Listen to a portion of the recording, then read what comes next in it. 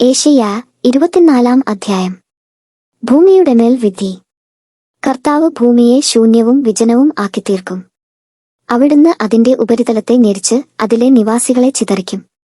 ജനത്തിനും പുരോഹിതനും അടിമയ്ക്കും യജമാനനും ദാസിക്കും സ്വാമിനിക്കും വാങ്ങുന്നവനും വിൽക്കുന്നവനും വായ്പ കൊടുക്കുന്നവനും വായ്പ വാങ്ങുന്നവനും ഉത്തമർണനും അധമർണനും ഒന്നുപോലെ സംഭവിക്കും.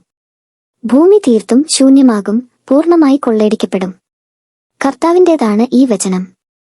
ഭൂമി ദുഃഖിച്ചു ക്ഷയിച്ചു പോകുന്നു. ലോകമാകെ വാടിക്കൊഴിയുന്നു. ആകാശം ഭൂമിയോടൊപ്പം വാടിപ്പോകുന്നു. ഭൂമി അതിലെ നിവാസികൾ നിമിത്തം അശുദ്ധമായി തീർന്നിരിക്കുന്നു.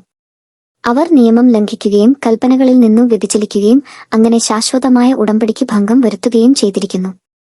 അതിനാൽ ശാപം ഭൂമിയെ വിഴുങ്ങുകയും ഭൂവാസികൾ തങ്ങളുടെ അകൃത്യത്തിന്റെ ശിക്ഷ അനുഭവിക്കുകയും ചെയ്യുന്നു.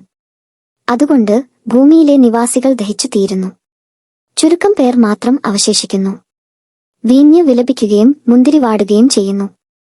സന്തുഷ്ട ചിത്തർ നെടുവീർപ്പെടുന്നു. തപ്പുകളുടെ നാദം നിലച്ചു. ആഹ്ലാദിക്കുന്നവരുടെ സ്വരം അവസാനിച്ചു. വീണാനാദം ഇല്ലാതായി. ഗാനാലാപത്തോടുകൂടെ ഇനി അവർ വീഞ്ഞു കുടിക്കുകയില്ല. മദ്യം അത് കുടിക്കുന്നവർക്ക് അരോചകമായി തീരുന്നു.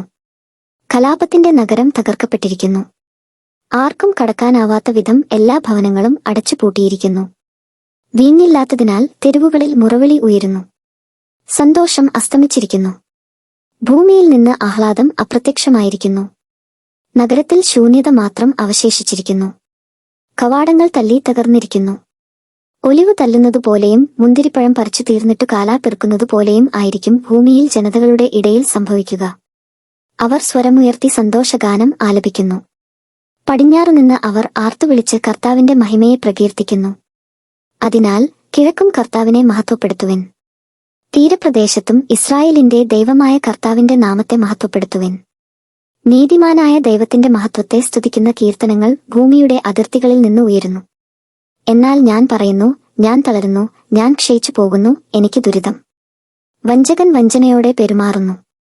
വഞ്ചകൻ തികഞ്ഞ വഞ്ചനയോടെ പെരുമാറുന്നു. ഭൂവാസികളെ, ഭീതിയും ചതിക്കുഴിയും കെണിയുമാണ് നിങ്ങളെ കാത്തിരിക്കുന്നത്. ഭീകരശബ്ദം കേട്ട് ഓടിപ്പോകുന്നവർ കുഴിയിൽ വീഴും, കുഴിയിൽ നിന്നു കയറുന്നവർ കെണിയിൽപ്പെടും. ആകാശജാലകങ്ങൾ തുറക്കപ്പെട്ടിരിക്കുന്നു, ഭൂമിയുടെ അടിസ്ഥാനങ്ങൾ വിറകൊള്ളുന്നു. ഭൂമി നിശേഷം തകർക്കപ്പെട്ടിരിക്കുന്നു. അതു ഛിന്നഭിന്നമായി, അതു പ്രകമ്പനം കൊള്ളുന്നു. ഭൂമി ഉന്മത്തനെ പോലെ ആടിയുലയുന്നു, കുടിൽ പോലെ ഇളകിയാടുന്നു. അതു താങ്ങുന്ന അകൃത്യം അത്ര ഭാരമേറിയതാണ്. അത് വീഴുന്നു, ഇനി എഴുന്നേൽക്കുകയില്ല. അന്നു കർത്താവ് ആകാശ സൈന്യത്തെ ആകാശത്തിലും ഭൂപതികളെ ഭൂമിയിലും ശിക്ഷിക്കും. അവരെ ശേഖരിച്ച് ഇരുട്ടറയിൽ തടവുകാരായി സൂക്ഷിക്കും.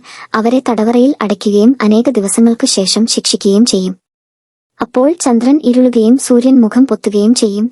എന്തെന്നാൽ സൈന്യങ്ങളുടെ കർത്താവ് സിയോൻ പർവ്വതത്തിൽ ഭരണം നടത്തും. ജെറുസലേമിലും അതിന്റെ ശ്രേഷ്ഠന്മാരുടെ മുൻപിലും തന്റെ മഹത്വം അവിടുന്ന് വെളിപ്പെടുത്തും.